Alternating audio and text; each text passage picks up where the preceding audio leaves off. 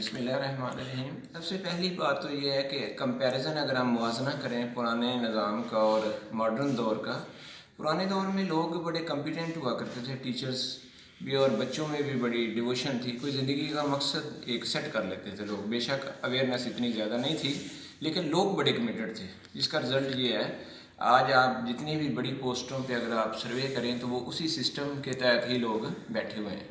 और अगर मौजूदा दौर की हम बात करें, आज लोगों के पास, बच्चों के पास डिग्रियों की तो कमी नहीं है, they are highly qualified, but lack of knowledge की कमी है, अवेयरनेस की कमी है, कम्युनिकेशन स्किल की कमी है, उनके अंदर लेटेस्ट टेक्निक्स का फुकदान पाया जाता है, जिसका रिज़ल्ट ये निकल रहा है कि डिग्रियाँ तो उनका जो रैंक है वो बढ़ता जा रहा है, लेकिन कैपेबिलिटीज़ का रैंक, स्किल का रैंक कम होता जा रहा है और लोगों को जॉब्स, टेस्ट पास करने में दुश्वारी का सामना करना पड़ रहा है। आजकल हमारा सबसे बड़ा मसला जो है वो स्टूडेंट जो है वो इतना, आप कह लें कि डायरेक्शन उसकी प्रॉपर नहीं है। उसका मकसद सिर्फ जॉब हासिल करना है, लेकिन उसे ये नहीं पता कि जॉब में डिग्री का रोल सिर्फ 5% है।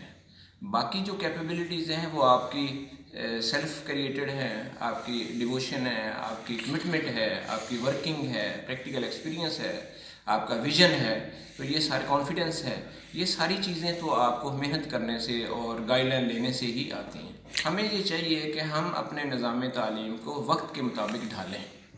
हमारा जो कि पूरा सिस्टम वो इंग्लिश बेस्ड सिस्टम है और हमारी जो नेटिव लैंग्वेज है वो उर्दू है या पंजाबी है।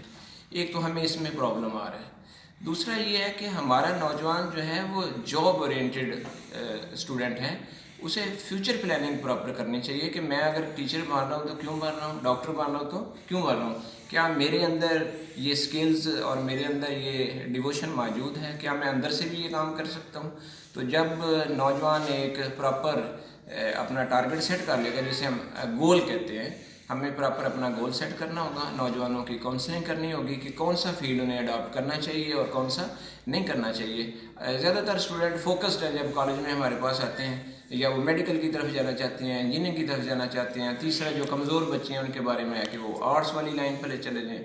हालांकि ऐसा नहीं है, स्टूडेंट की पूरी मेंटालिटी को, उसके पूरे आई के लेवल को पहले ऑब्जर्व होना चाहिए, फिर देखा जाए और बच्चे को प्रॉपर गाइड करना चाहिए कि बेटा आप क्या करना चाहते हैं। उन चीज़ों को मद्देनज़र रखते हुए जब सारे पैरामीटर्स को हम देखेंगे तो इंशाल्लाह इसके रिजल्ट्स भी अच्छे होंगे और हमारी जो नौजवान नस्ल है वो प्रॉपर एक ट्रैक पे भी आ जाएगी और हमें एक फ्रूटफुल जनरेशन मिलेगी जो कल हमारे मुल्क के लिए बेहतर साबित हो। मेरा ये मानना है कि कोई भी फील्ड जो है वो कमज़ोर नहीं है, कोई भी एरिया कमज़ोर नहीं होता। आप प्रोफेशनल स्किल अपनी इंक्रीज़ करके और अपनी कॉम्पिटेंसी के साथ, हार्ड वर्क के साथ और मॉडर्न स्किल के साथ किसी भी फील्ड को कामयाब कर सकते हैं। मिसाल के तौर पर अगर एक बंदा बहुत अच्छा डॉक्टर है लेकिन उसके पास स्किल नहीं है तो वो शायद इतना अच्छा प्रोफेशनल साबित ना हो सके। इसी तरह टीचर है, उसने डिग्री तो कर ली, कल को ऐसा ना हो कि जैसे बर्नार्ड शॉ ने कहा था कि जो कुछ नहीं करते वो टीचर बन जाते हैं। ऐसा नहीं है, आज भी टीचर जो है वो नेशन बिल्डर है। अगर सही प्रोफेशनल लोग आ जाएं तो आपका पूरा सिस्टम, माइंड सेट ही चेंज हो सकता है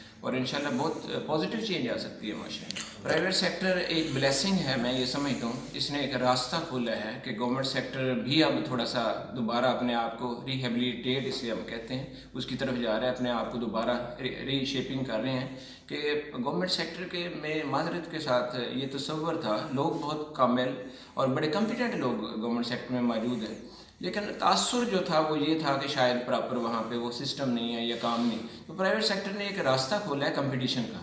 तो अब इस प्राइवेट सेक्टर की ये वजह से गवर्नमेंट सेक्टर में बहुत सारी चेंजेस आ गई हैं। और दूसरा ये है कि लोगों के पास वैरायटी आ गई। प्राइवेट सेक्टर के आने से क्या हुआ कि वैरायटी आ गई और आपको डोर स्टेप पे वो चीज़ें मिल जाती हैं जिसके लिए लोगों को बहुत दूर दराज जाना पड़ता है। इसको ब्रेन ड्रेनेज कहते हैं हम, कि जितने एलीट ऊपर वाली क्लास होती है, चाहे वो डॉक्टर्स हैं या प्रोफेशनल है, वो बाहर चले जाते हैं। उसकी 2-3 रीज़न हैं। उसकी रीज़न एक तो अट्रैक्शन है कि बाहर उनको जॉब अच्छी मिल जाती हैं, बेनिफिट ज़्यादा मिल जाते हैं। लेकिन अगर हम उन बच्चों को, मैं यहाँ पे एक एग्जांपल लेना चाहूँगा, जापान का सिस्टम मुझे बहुत पसंद है। जापान में 3 साल तक बच्चे की जो ग्रूमिंग की जाती है वो ये उनकी मॉरलिटी पे की जाती है। जब किसी कौम को आप इखलाकी तौर पर और कोर वैल्यू सिखा देंगे तो मनी उसके लिए सेकेंडरी रह जाएगी। हमारी प्रायोरिटी जो है वो मनी है, तो जब हम अपनी कौम का माइंड सेटअप ये बनाएंगे कि नहीं हमने जो करना है अपनी कौम के लिए करना है, और पैसा सब कुछ नहीं होता है, बेसिक रिक्वायरमेंट है, लेकिन आप यहाँ भी अगर प्रोफेशनल हो गए तो किसी किस्म की यहाँ पे कमी नहीं है अल्हम्दुलिल्लाह। तो इनका माइंड सेटअप हमें चेंज करना पड़ेगा नए नौजवानों का, तो ये लोग बाहर नहीं जाएंगे इंशाल्लाह। सबसे पहले तो उनको प्रॉस्पेक्टस ये है इम्पोर्टेंट जिसे हम कहते हैं कि उनको बताया जाए कि अगर वो एजुकेशन में आएंगे तो क्यों आएंगे और किस तरीके से उनको आना चाहिए। सॉफ्टवेयर कर रहे हैं तो क्यों कर रहे हैं, मेडिकल कर रहे हैं तो क्यों कर रहे हैं, और कौन से जदीद ऐसे टेक्निक्स हैं, ऐसे मेथड है कि जिसको वो कामयाब करके स्मार्ट वर्क करके वो एक बेहतर प्रोफेशनल हो सकते हैं। तो इंशाल्लाह ताला नौजवान आपकी बात पे अमल भी करेंगे और सुनेंगे भी, और माशरे में बड़ी पॉजिटिव चेंज आ रही है। अब जो मार्केट है वो ग्लोबल विलेज के तौर पर बनी है, तो ग्लोबल विलेज में वही लोग सिर्फ सर्वाइव कर सकेंगे जो प्रोफेशनल होंगे, जो कॉम्पिटेंट लोग होंगे और जिनके पास तमाम सलाहियतें होंगी जो जदीद तकाज़ों के ऐन मुताबिक होंगी, सिर्फ वही लोग सर्वाइव कर सकते हैं। और उसके लिए हमें नौजवानों को सारा फोकस एजुकेशन पे और अपने बाकी जिसे EQ लेवल, EQ कहा जाता है, इमोशनल इंटेलिजेंस पे हमें काम करना पड़ेगा अपनी नस्ल पे, जहाँ पे 90s में काम शुरू हो गया बाकी दुनिया में, और हम अभी तक उसके बारे में प्रॉपर कोई पॉलिसी नहीं बना सके। तो इंशाल्लाह जब हम अपने नौजवानों को जदीद तर्ज के मुताबिक तैयार कर लेंगे तो कोई मसला नहीं है कि हम इंशाल्लाह ताला इन सारे मसाइल पे काबू ना पा सकें।